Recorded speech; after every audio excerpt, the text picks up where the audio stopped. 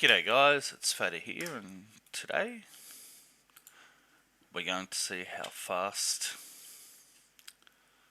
CCleaner browser is. I did do a video on how to make your PC faster for free.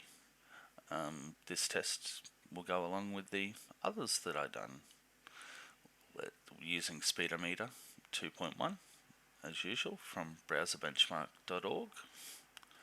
Let's click the test and find out how fast it is. And it looks like it's doing well so far. What sort of speeds are we going to get with Speedometer 2.1? This will be interesting. I haven't really used CCleaner browser, so it'll be quite interesting to find out.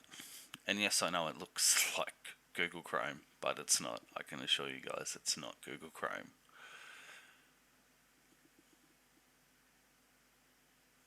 And 212, and as you can see the details, that's pretty quick. As you can see the details, the runs on the browser a minute, and we'll go back to summary. And just to prove it's not Google Chrome, let's go to help and about, and as you can see, CCleaner browser, your version is up to date. It's the official build, it's the latest one.